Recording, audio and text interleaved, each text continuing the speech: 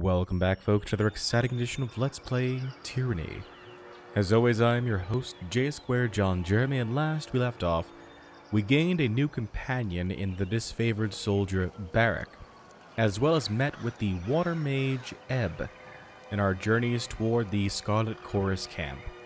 We've now arrived here at the Scarlet Chorus camp, but before we do, I feel it's important that we know more about our companions, and we have yet to speak to Barik on a personal level. Let's take advantage of that opportunity right now. Fateinder, you look like you need to talk. What can I do for you? I'd like to know more about you. I am the line your enemies cannot cross. All of the details are meaningless, but I suspect you have some thirst for details, so ask away. Did you seek the threat of war, or did it find you? Both, I suppose. I knew fighting was in my blood, and the disfavored offered me a chance to use my skills to bring peace. Otherwise, I'd have wound up some brigand or an enforcer to a crooked merchant. Barik taps his scabbard, looking away in thought. You think Ash and his legion bring peace? That's cute, but it doesn't hold any water from where I'm standing, big guy. I've seen them spill as much blood as any chorus gang. You've clearly been too busy sacking villages and stealing crops to notice how a proper army conducts war. We sow order, not discord.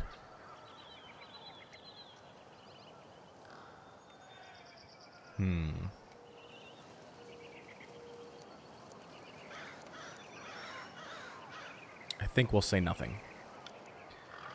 Enough of this. You're making us look foolish before the Fateinder. May I continue with my story, or do you plan on interrupting again? Barik waits until Verse makes a rude, dismissive wave before continuing. The disfavored needed recruits in anticipation of the march south. They offered to care for my mother and brother as long as I stayed with Legion, which is a better guarantee than you'll find anywhere else. I was an elite fighter as far as most were concerned, though still green by disfavored standards. Luckily for everyone, my skills improved under the Iron Marshal's rigorous training. Tell me about your name. Barik is a shortening of my northern surname, which has been passed down through the generations since Graven Ash assembled his army. I go by it because I wear it with pride. The proper form is Barikonin. Beyond its age and association with the General's Legion, the name of Barikonin has no great titles or associations. I hold no claim to a great house or legacy, save for the disfavored. They are all the kin I need. What's the story with your armor? It is a symbol of Kyros' will, one that I am not likely to forget. I found this armor. Perhaps it would be better to say that it found me during the Edict of Storms. What happened during the Edict of Storms? When we heard that Kyros would proclaim the Edict, we rushed into the field to battle the forces of Stalwart. I was shoulder to shoulder with some of the Legion's most decorated veterans, and my pride blinded me to the danger. Our march was a hasty one. A cohort of disfavored soldiers vanished in the second year of the war. Among them, the daughter of Graven Ash. After a long silence, we learned that she was held in the fortress of Sentinel Stand. Go on. As we surrounded the citadel, I heard the opening peals of thunder, as did the scout I was busy trying to kill. Then the winds hit like an avalanche. Many of us begged Kyros for deliverance. What else were we to do? The winds knocked the legs of our offensive out from under us. All the decorated soldiers I brought to the battle were swept up and dashed to pieces, their armor and bodies mixing with the dirt of a tornado that spun in maddening revolutions. A piece of the citadel wall broke off and nearly crushed my skull. I only remember a few scattered moments from the storm, like the flying bits of bronze and iron cutting my flesh, the severed limbs of fallen soldiers tumbling through the air.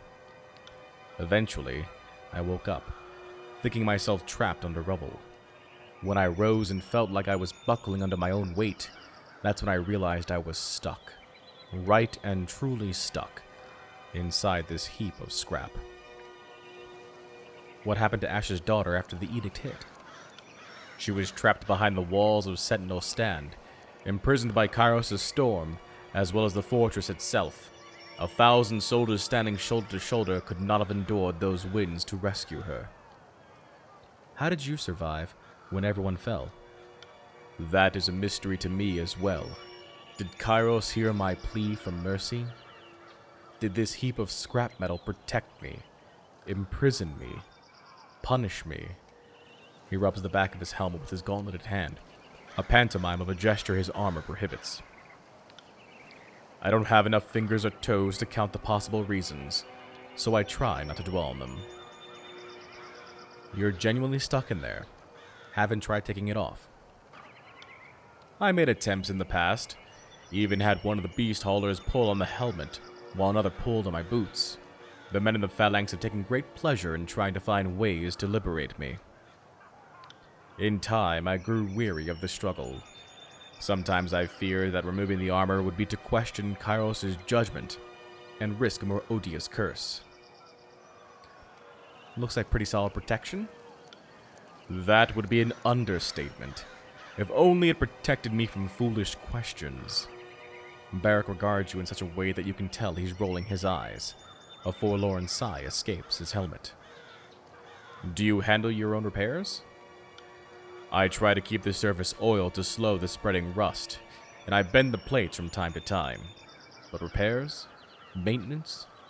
No.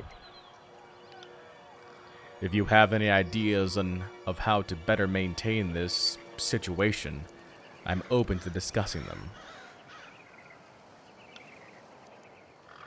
As with all Disfavored, I assume you grew up in the Northern Empire. That's right. I grew up in Battle's Rest, then trained at Fort Resolution before they marched me out to support the second cohort. I hope to spend my rusting years in Freton Shores, unless, of course, I die in glorious battle, which would be preferable. My mother is good with the soil, my father with rings. He spends much of his time on one merchant's errand or another. Still, I'm lucky to say they're both alive. Tell me about the Disfavored. We are the Iron Legion, the warrior elite of Kyros' fighting force. I could easily lose count of the hours extolling our glories. What is it you'd like to know? Have you fought any notable battles? I served in Stalwart for the better part of a year. Faced the enemy everywhere from Coal Run to Sentinel Stand. I lost count of the battles. Seems like we fought every other day. A sigh echoes in the cavern of his helm. Some of our best victories took place there, fighting an enemy worthy of our iron. But we were not successful enough to please the Overlord. And the final intervention was harsh on us all. Barik takes in a deep breath, his arms folding as his posture stiffens. I had an unusual view of the Edict of Storms. Kyros' judgment left its mark on me. Yet considering how we fought at Stalwart, with the skill and honor of legend, only the Edict is remembered. A shame. Tell me about Graven Ash. Graven Ash is the general of the Disfavored, veteran of centuries of battle, and an Archon without peer. I would follow him into the void and back without question. Barik swings his arm in salute. How did he come to serve Kyros? Before the uniting of the Northern Empire, Graven Ash served as a warlord in the service of one of the local kings that defied Kyros' rule. Incredible as it may seem, Ash stood against Kyros' rule. Though his army was dismantled by Kyros' overwhelming numbers, Ash's forces performed admirably. It was said that he and his troops claimed 77 lives for each of their own. Kyros took an interest in the military genius that bloodied his army. Graven Ash was summoned to a conclave of Archons, and though he was sent in chains, he left as an Archon, having been granted a position of power in Kyros' great host of war. Thus the Disfavored were born. All of us today trace our line back to those warriors that impressed Kyros with their will and tenacity. The only difference is now we fight on the winning side. Though the general seldom speaks of it, I know that Ashe humbled himself in order to spare his troops the brunt of Kyros' punishment. His loyalty to the old blood of the North is beyond question. He made the right choice to save his troops.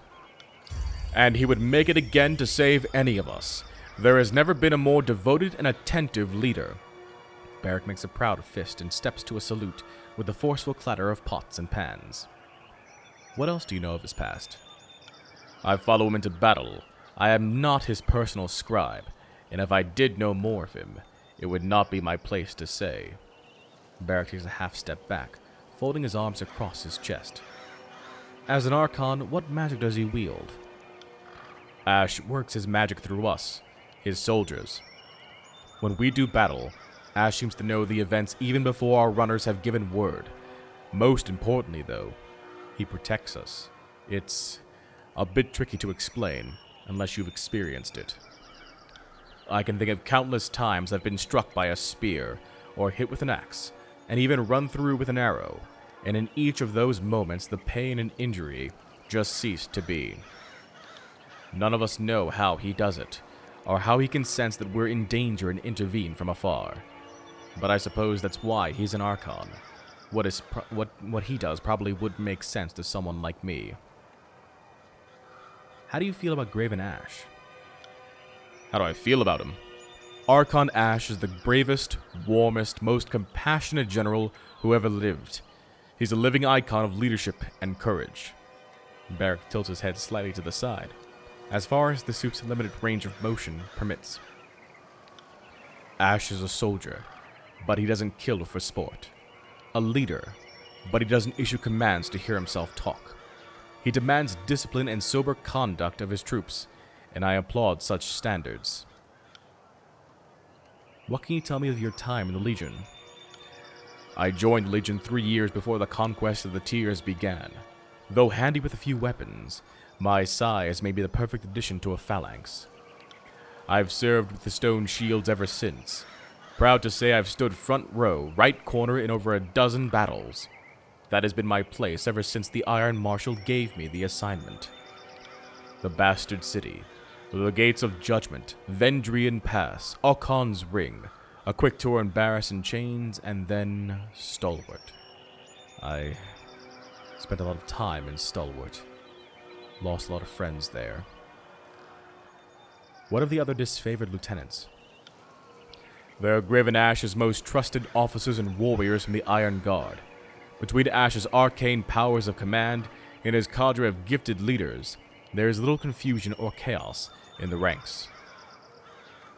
Tell of the one they call Iron Marshal. She takes it upon herself to train and harden our greener recruits. Not only that, she has a keen eye for talent and how to foster it for leadership. She is the youngest member of the Iron Guard. Her family line served the Disfavored back before Ashe bowed to Kyros. Say what you will of how many seasons she's weathered. Her lineage is impressive beyond measure. So this is the first time we've heard about the Iron Guard. The Iron Guard is the Disfavored High Command, an inner circle of commanders handpicked by Graven Ashe for lifelong service, tactical brilliance, or true dedication to the craft of personal combat. The Iron Guard act as Graven Ashe's chief advisors when the Archon is present, and when he is absent they speak with his direct authority. Even the youngest Iron Guard has years of training and the finest iron the forge-bound mage-smiths can create, making these elite commanders nearly unrivaled on the field of battle. These senior leaders are expected to lead from the front of the phalanx. It is said that the Iron Guard fear only one thing: dying in their beds instead of in battle. What of Cairn's disciple, Radix? An Earthshaker who swore service to Cairn a few years before the conquest. Since Cairn is gone, the cult now follows Radix. Unlike his Archon, at least he knows how to follow orders. To his credit, Radix seems to appreciate the honor of fighting alongside the Disfavored. Cairn was always peeved to be invited in the glory. The mages seem a necessary complication. They are insubordinate and cannot lug their own supplies. but I would not want to go to war without their spells of tremor and leaping stones. What of the Scoutmaster, Merrick? Merrick is a devoted leader, and Ash seems to hold his council in high regard. Both set their troops ahead of themselves, which is, I'm sure, why they work so well together. He's no magician, but he does share a special connection to his warband, and they are entrusted with the most important scouting assignments. They say he can see what his scouts see, hear what they hear. What of the veteran warrior, Veramus? He is the finest of us, second only to Ash. Veramus is an evocatus, a soldier who lived to see the end of his term of service. It's rare for anyone to survive that long, much less willingly return. These days, he lends his tactical expertise to Graven Ash, though by all rights he should be enjoying his twilight years in a seat of honor and dignity.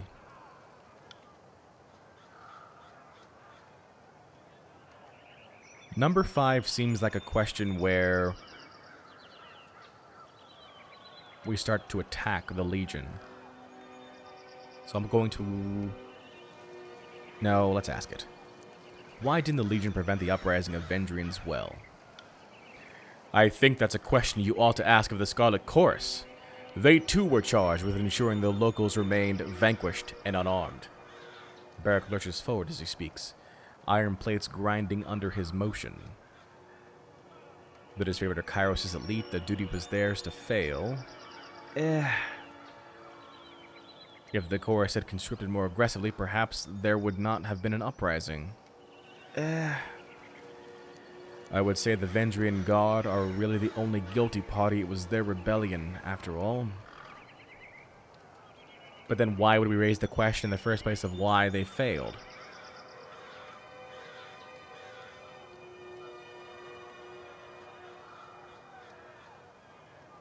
These are all bad answers. All bad answers. I don't like it.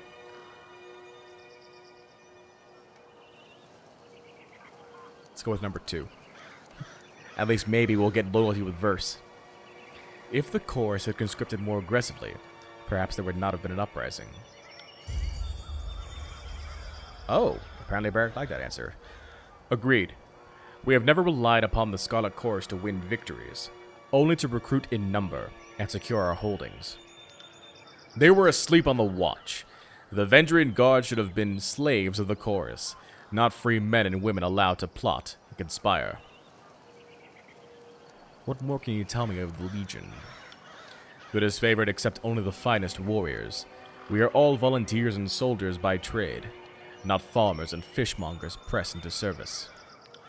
There is a century of tradition, honor, and tactical mastery in our ranks. We don't let just anyone into the Legion. Only Northmen of character and prowess are welcome. What about me? What if I wish to join? A charming sentiment, good Fateinder. But no. You are sworn to another Archon. Your loyalty would be suspect. So we do have loyalty to it, this guy. So why is the Legion called the Disfavored? It is a name born in shame, now worn in honor. After Graven Ash stood against Kyros, he was forced to give up much. His allegiance, his pride, and the name of his vaunted army. What was the Legion originally called? The name has been forgotten by all save Ash and Kyros, and it is considered bad form to bring up the topic. Since you didn't know any better, I'll say this much. Disfavored is the only name by which one needs to know us. I have some questions about the Scarlet Chorus. Our allies do not share the Disfavored sense of honor and discipline. The Chorus will trust any criminal, rapist, or halfwit with a truncheon or blade. What would you like to know about the Scarlet Chorus? What do you know of the voices of Nerat? The Archon of Secrets. All I know are rumors, hearsay, speculation. But that's as much as anyone knows of the voices. Some accounts tell he's actually dead, and the Overlord has trapped the minds of his foes in the same body to torture them all. As likely an explanation as any I've heard.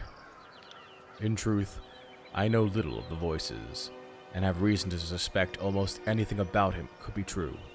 You could tell me his tears turn cheese back into milk, and it would seem more sensible to believe you than not. I have heard his tears can turn cheese into milk.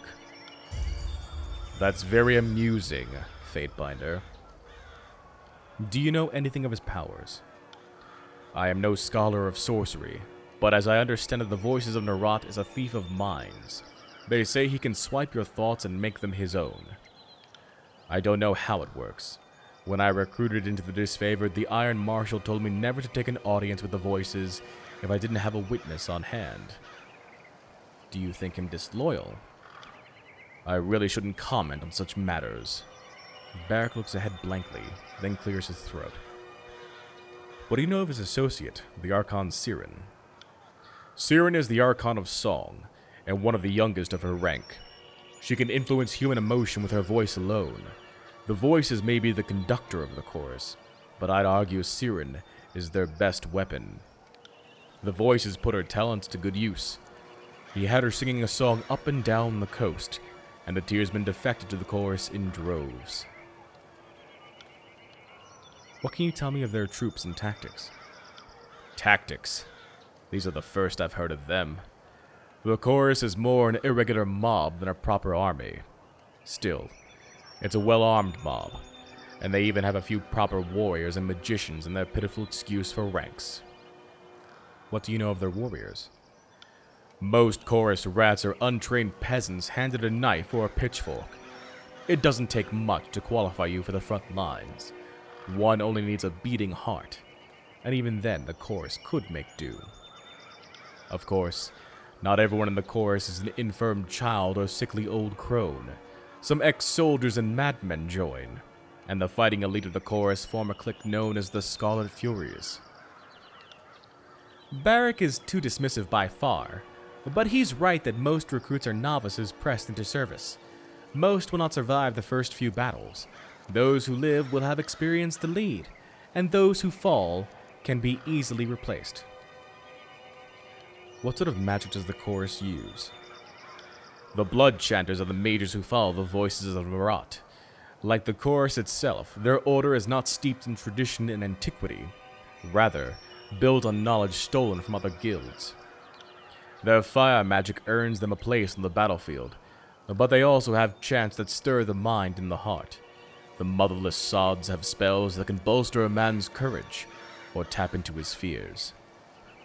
If the chorus is a mob, how is it led and supplied? The voices of Nerat give orders to his elite commanders, who in turn send instructions out to the gang captains. But beneath that hierarchy, it is chaos. Whole gangs will break from the larger force and disperse back into their homelands. The chorus is inefficient beyond words, and yet more bodies keep coming in to replace those lost in the mess. Inefficient? Every weakling lost in the shuffle is one less burden to those in the choir still dancing to the song of battle. Our ways must be harsh, otherwise the stupid and the soft will inherit the chant. The chorus has a lot of mouths to feed, so the conscripts that can't or won't fight are made to gather food and water. Else, I'm told, they're fed to the pigs. Becoming food and water, in a sense. Barik shrugs. A fine contrast to the honor, efficiency, and decency of the Disfavored. The Legion demands courage and tenacity, but provides us with good iron, and does not leave its soldiers to forage like vultures. How do you think the Scarlet Chorus convinced so many tearsmen to join? It began with Siren. She had a song that got whole villages marching to her will, and once these peasants killed their neighbors or cousins in service of the voices, it either hardened them into warriors, or broke their mind for servitude. Lots of criminals and drifters joined the chorus too. It seems like the scum of the tears just need the promise of glory and sanctioned debauchery to turn on their neighbors. It's not pretty, and it shouldn't be. The chorus is a forge. All the dirt of the tears goes in, and the finest bits are refined into weapons. There are many that join the Scarlet Chorus because they wish to join the winning side. It's a shame that such patriots were not born to proper northern stock. too weak or too slighted to be disfavored. The Scarlet Chorus is their best freedom from fealty to the younger realms. Not everyone has the fortune of gaining Tunon's favor. The Tearsmen would only be a weak link in the disfavored shield wall. Yes, the North is our shared link, our consistency. How could I trust a woman or man to hold a shield wall if I don't understand their customs? Good. Let's move on to another matter. What can you tell me of the Tears? Uphill both ways and full of dumb sods. I learned some history and training, and I've been here for a few years, but I'm no expert.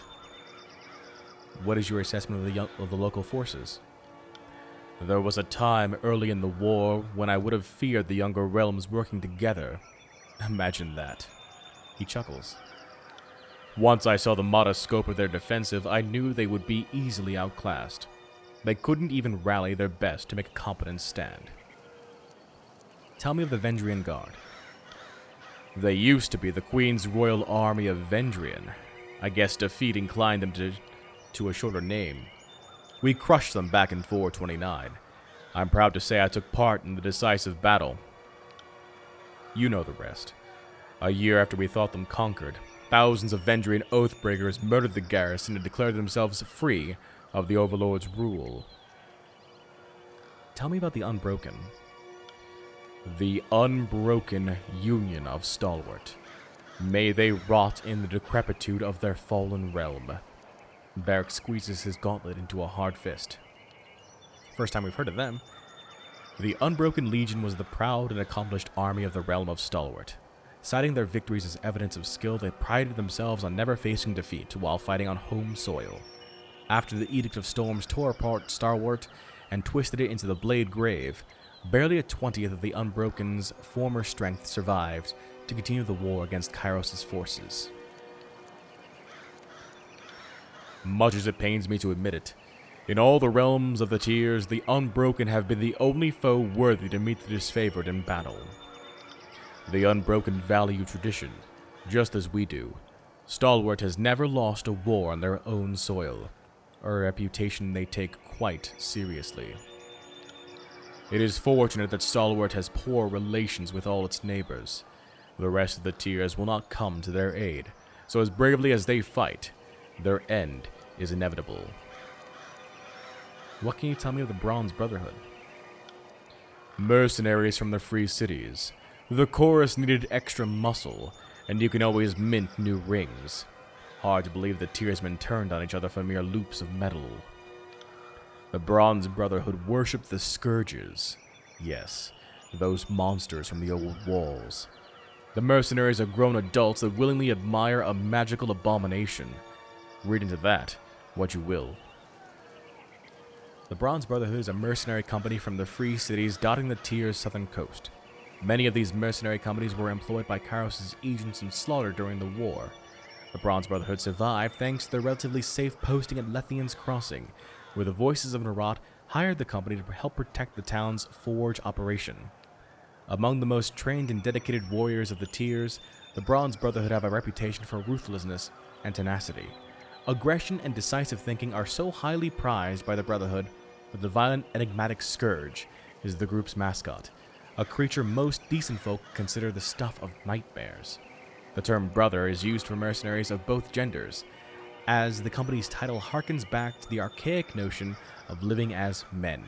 In Tears custom, this amounts to releasing all claims to lands, to better assure an employer that the Brotherhood won't covet the realms they're paid to protect. That said, it should be no surprise that should surprise no one that the Bronze Brotherhood eventually wanted more than just rings and turned on their contract. Kyros now considers them an enemy, which is for the best. The Overlord needs a better class of combatants. Go on, Fatebinder. What do you know of the Younger Realms? Before we marched on the bastard tier, I recall Graven Ash giving us a speech as we stood assembled at Fort Resolution. He told us that the Younger Realms lacked the sense to make a stand against us. I don't think I need to point out that the average Tearsman is just plainly inferior to the sons and daughters of the North. For every one of ours they kill, We must drag a score and a half bleeding into the soil with us. It didn't help that they're afraid of magic, and relied on their battlefield prowess to stage a defense. What do you know of the Beastmen? They drilled us on Beastmen combat before the invasion, but it did little to prepare us. The local savages are lacking in brains, hygiene, and the ability to arm themselves, yet the prime hunters of their species are formidable. Aside from being rapacious killers, the Beastmen make good haulers and laborers, once you've killed the half that won't follow orders. You seem like a more than capable fighter. I trained with the spear and shield in my youth, but gave it up the day I earned Disfavored iron. I can still throw with some accuracy, but it's a challenge these days. He knocks twice on his helmet. Why? Were you interested in a sparring session? Show me how a northerner would impale a wild boar. It would be my pleasure. This is a traditional hunting technique, but I have used it a time or two in the arena. Barik demonstrates a clever move with a spear where he feints, baits the enemy by dropping the defense, and follows through by extending the weapon in a graceful plunge. He executes the maneuver several times, and you are taken aback by his grace. When you are finished, Barik looks out onto the northern horizon in thoughtful silence, saying no more. What is it you have on your mind? What do you think of our circumstances? The edict left little room for confusion. A representative of the Overlord must breach Ascension Hall before Kyros' Day of Swords and must assume death is the price of failure. We should assist the Disfavored in their siege preparations, as only the Legion should take the Well's fortified citadel. I wouldn't wager a wooden ring on the Scarlet Chorus impressing anyone but the vultures. What are your thoughts on me and my deeds? Any reservations I have aside, your military record speaks for itself. You are Tunan's Fatebinder, and my opinions on the matter don't come into it one way or another.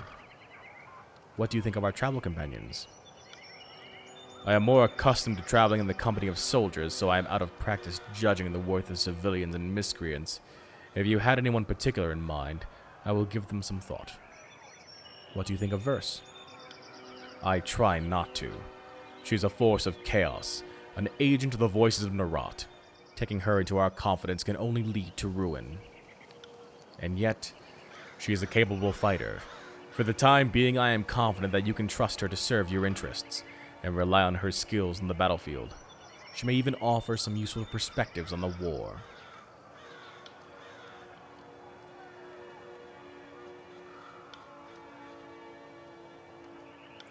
Would you like to discuss removing your armor? He looks at you for a very long time, his expression as unreadable as ever. Though we are encouraged to couple and mate within the Legion, I don't consider you one of my cohorts. I think I'll decline. Oh, dear Lord. I wasn't talking about sex, Barik. You weren't? Forgive me, it's been some time since anyone made an advance, and I am long out of practice, as you can see. He knocks on his iron codpiece with a resounding clang. Suffice it to say, my armor and I will not be separated for the time being. When the war is over, perhaps Tunan will lend me one of his forge-bound. Until then, here I remain. My armor saved me from the destruction of Stalwart, where thousands of others lost their lives. So you can see why I continue to wear it. For the time being, we will not be separated. Are you comfortable in there? I have somehow developed enough calluses that I can sleep at night, but I wouldn't call that comfort. Would you? This is my armor. It has everything it needs and more. Purpose, meaning, strength. If it were comfortable, that would only take away from its other qualities. Do you even want it removed? I would not speak of this now, Fatebinder. Please, consider the topic closed. Because he is used to being led. As your commander, I am concerned about the state of your uniform. Damn it. You are right to be concerned. My apologies that you needed to pull rank. It was wrong of me to withhold information. I don't need to tell you that this suit of junk is a literal pain in my ass. Half broken, smelling of a midden, and perpetually jabbing my side with some Kyros be damned caltrop. These dusty plates may not be up to standard, but they serve the Disfavored well enough on the battlefield, if only to intimidate the enemy. Better for me to endure this condition than to shirk an advantage. Considering that I wore this as I marched across the bones of Stalwart, that was my burden growing heavier with each step. I have no desire to leave it behind. It's a lesson, a reminder, and yes, a prison. But all of those things make it something more. These plates have something of me in them. They are as wicked as a bramble patch, as stubborn as a fortress, and hopelessly flawed. At present, removing my armor is not an option. If that ever changes, I suspect that the tiers will tremble with the impact of my collapsing fortification. What a day that will be. What does Graven Ash think of your predicament? I suspect that he doesn't. Not to besmirch the great general. He has larger matters to consider than any one soldier's woes. His shrug sends a puff of debris clattering to the ground. How long do you think it can last? The armor hasn't shown any sign of weakening, and my maintenance regimen is all that keeps it from rusting solid. Were I to stop applying oil and give in to entropy, this shell would harden to a degree that no forge master has ever seen. I think it could very well stand for as long as the old walls, with my skeleton peering out from the depths. And someday, not even that. Now, isn't that a cheery thought? Tell me about what you can and can't do. I can strike fear into the hearts of our enemies and protect a shield wall with my very body. What more do I need? How do you vacate your bowels? Let us say I manage, and manage poorly. The parts of this misbegotten thing I can reach are in better repair than the ones I can't. How do you take pleasure from life? Are we actually talking about this, Fatebinder?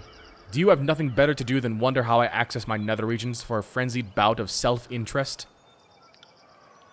I don't want to hear this! How do I even run far enough to avoid it?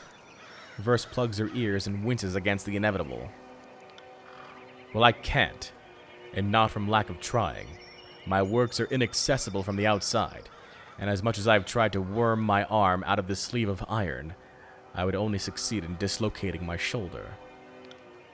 If you ever think me frustrated or disagreeable, just imagine what I've dealt with since the 3rd year of the conquest. Or more accurately, what I haven't dealt with. How do you fare in water? Better to ask, how do I sink? The answer is, quickly. Water passes my lips easily enough, though I take great care to keep it from anywhere else. And that, my friends, is the end of our talk with Barik. We've got a new reputation ability from Barik, Iron Storm. Because we've reached about halfway point here in loyalty. Iron Storm. Swords and javelins emerge from Barik's armor and fly into a cloud of iron above the Fatebinder. These weapons begin to rain down in a storm around the Fatebinder, damaging enemies greatly. So if I'm ever surrounded, using Barik's Iron Storm would be a great way to protect myself. Barik was elated by our noble ways. Barik likes a good joke. When conversing with Barik, you blame the chorus for failing to prevent the uprising of Vendrien's well. Barik appreciates your devotion to the Legion. Barik was disappointed by your barbaric words and actions, which somehow gained loyalty. Interesting. And here's Ebb. So Ebb will be a companion of ours eventually. Good to know. Alright. Now that we have our background done on Barik, let's just inch ever so close to the Scarlet Chorus camp here. These are chorus grounds. State your business or get lost.